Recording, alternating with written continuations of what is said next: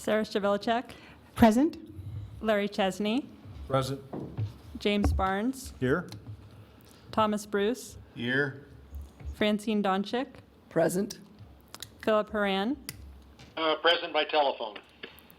Michael Lawson. Present. Thank you very much, Katie. Madam Chair, can I query real quickly if Commissioner Haran would give his consent to the fact that he's being recorded because he is on a phone? I hereby give my consent to be recorded. Thank you.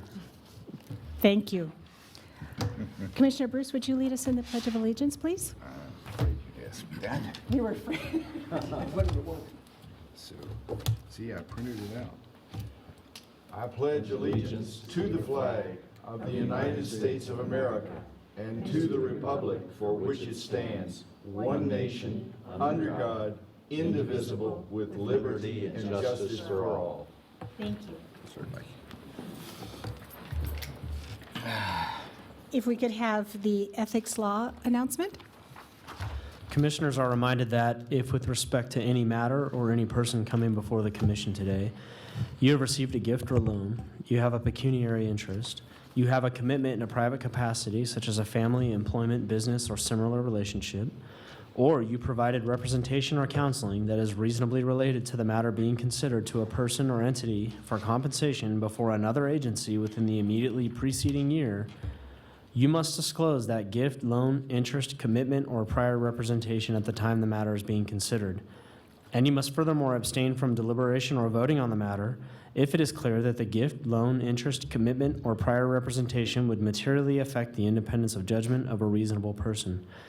Commissioners are also reminded that under the Planning Commission rules, if you have had any contact outside this meeting with any persons interested in a matter coming before the Commission today, you should disclose the nature of that contact at this meeting. Thank you, Mr. Edwards. The appeal procedure, Mr. Webb? With pleasure. Most decisions rendered by the Planning Commission are appealable to the Board of County Commissioners. However, I would like the audience and the commissioners to know that none of the items on this evening's agenda are appealable, so I am not going to review the appealable procedures. Thank you. They're irrelevant. Thank you, Mr. Webb. Katie, do we have any public comment? No public comment. Thank you. So I'll entertain a motion to approve the agenda. I motion. Second. Okay, it's been moved by Commissioner Donchak and seconded by Commissioner Chesney. All in favor? Aye. Aye. Thank Aye. you. Motion carries. Possible action to approve the July 5th minutes. I so move. Second. It's been moved by Commissioner Donchak and seconded by Commissioner Chesney. Is there any discussion on the minutes? All in favor? Aye. Aye. Thank you. Aye. We're now to item 8A, planning items. And Mr. Webb, if you would read. For possible action to amend the Planning Commission rules, policies, and procedures by removing the 5-minute time limit for speakers representing a group, allowing 3 minutes for all speakers during public comment. If the 5-minute time limit is removed, additionally direct staff to make changes to the Planning Commission agendas consistent with this change in public comment procedures. Furthermore, to direct staff to commence the preparation of possible additional omnibus amendments for consideration by the Planning Commission at a future meeting to overhaul the rules, policies, and procedures to make them consistent with the rules for the Board of Adjustment. Staff person on this is Julie Olander. Thank you, Mr. Webb. Welcome, Ms. Olander. Oops, is it on? That little light is really hard to see. No, it's not on though. Do I just push it, Kathy? Katie? I guess there's not.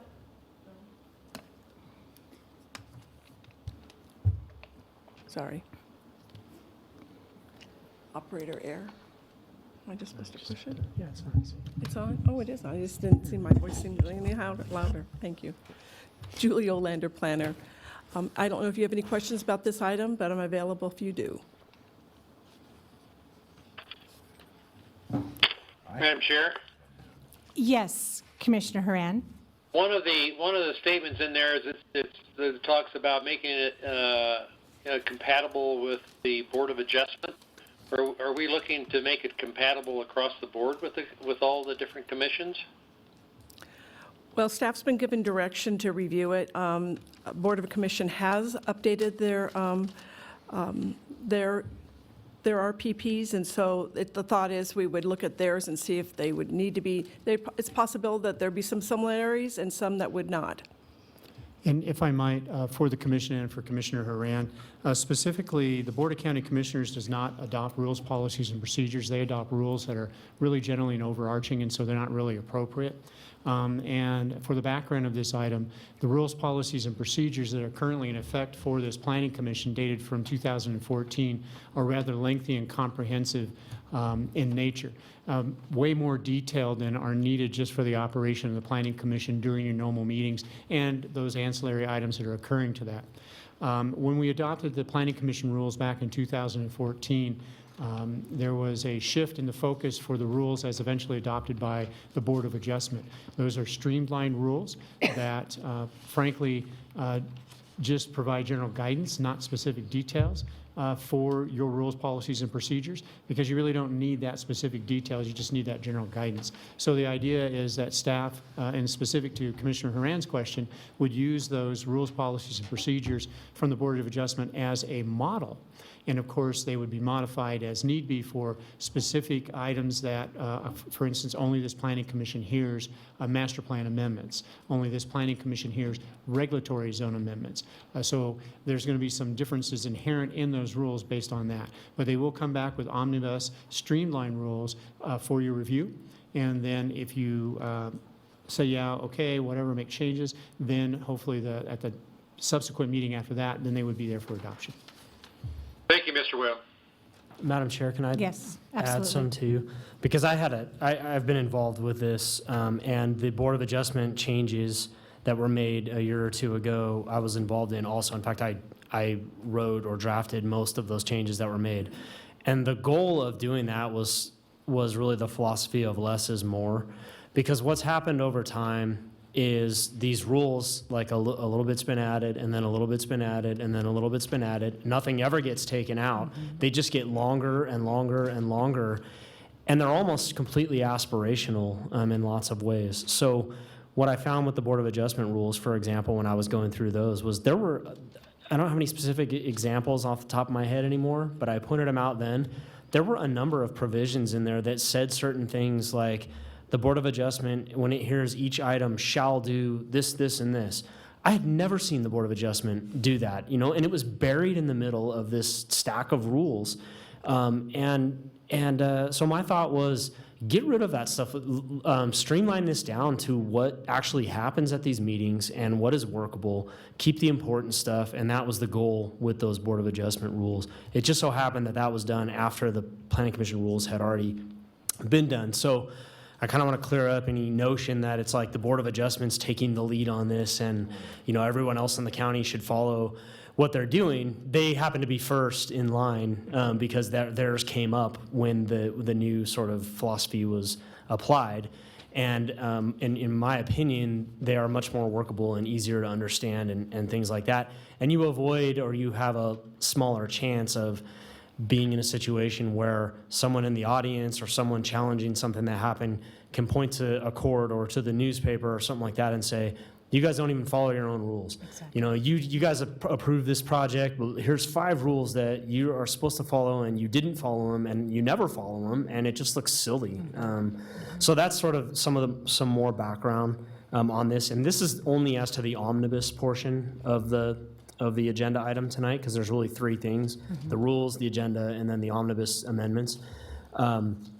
And that's just sort of the background. I wanted you guys to kind of understand where those were coming from and why they were sort of being done that way. With respect to the 5-minute rule, and I don't know if there's any questions or anything like that, but Commissioner Shavilicek knows, because you were the chair that night when we had the last problem with that rule, where you had a room full of people, hours and hours and hours of hearings, and we had 4 different people all fighting about which one of them was the representative of a group, and it just became a tool for, kind of manipulation of the meeting, and it put the chair in a bad spot and puts the commission in a bad spot.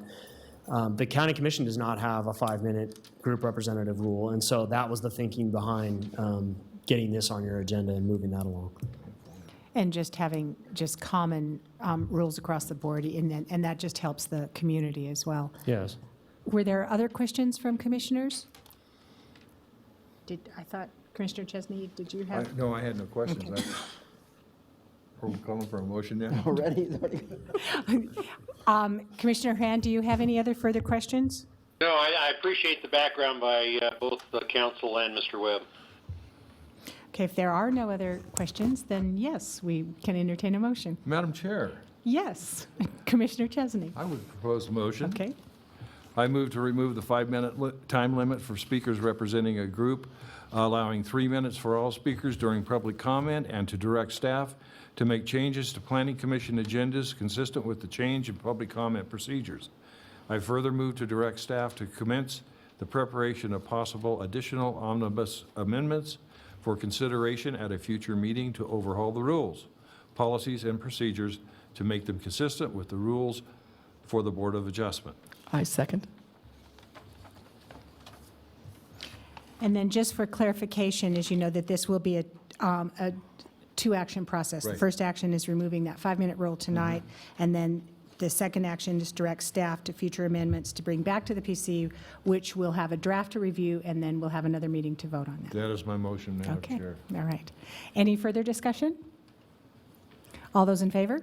Aye. Aye. Aye. Opposed? Motion carries. Thank you. We are now at, Madam Chair, can you Yes. just confirm for the record, there's nobody here, it appears, but can you confirm for the record, so it's in the minutes, that there was no one here for public comment on that? yes, yes. So noted that there was no one here for public comment. Item 9, Chair and Commission items, future agenda items. Item A, any commissioners have requests for possible future agenda items?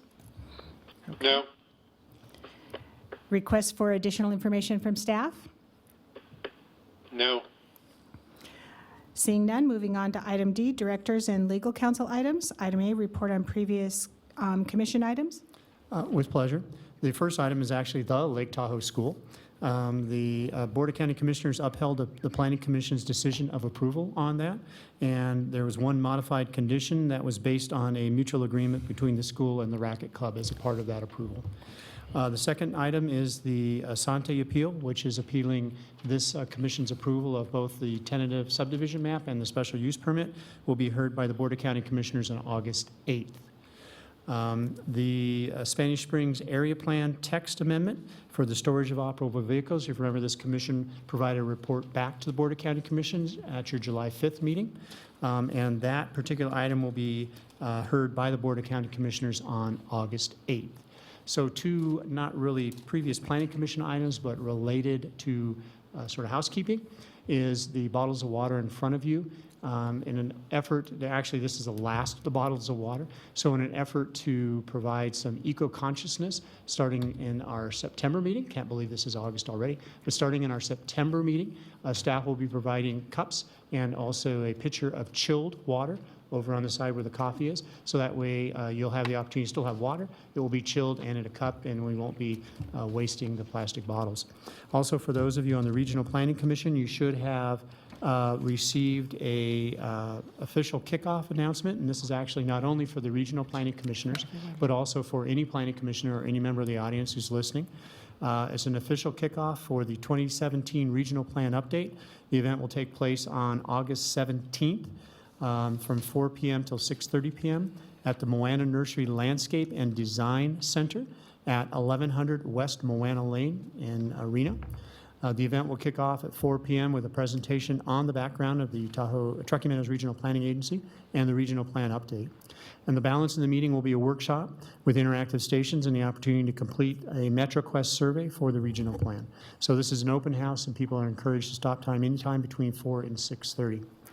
One other thing, and I'll pass these around actually, if I can start with Commissioner Donchik, who, actually I'll pass them around when we're doing the other things. This is for the Nevada State APA Conference, which is in Carson City this year from October 4th through the 22nd through the, let me back up, from October 2nd through the 4th of 2017. There's actually one for Commissioner Haran, I'll get that to him later.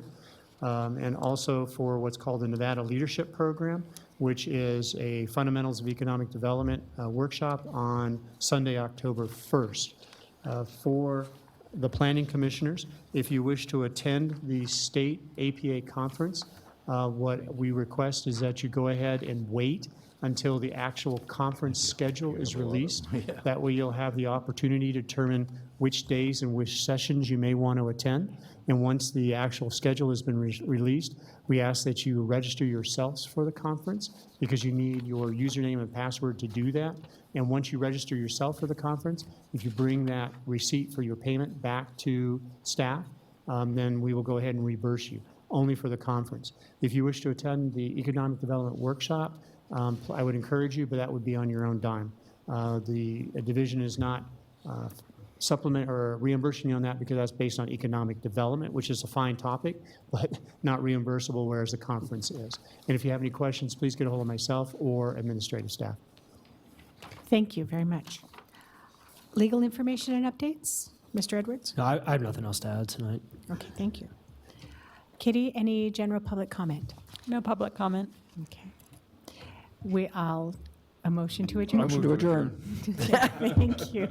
All in favor? Aye. Aye. Yes, that was moved by Commissioner Chesney and I believe seconded by Commissioner Doncheck. Okay. Thank you, everyone. By the other 6 commissioners. Thank you, Katie, for setting this up. You're welcome. Good night. Hey, Philip, you're a little slow on the gun tonight, aren't you?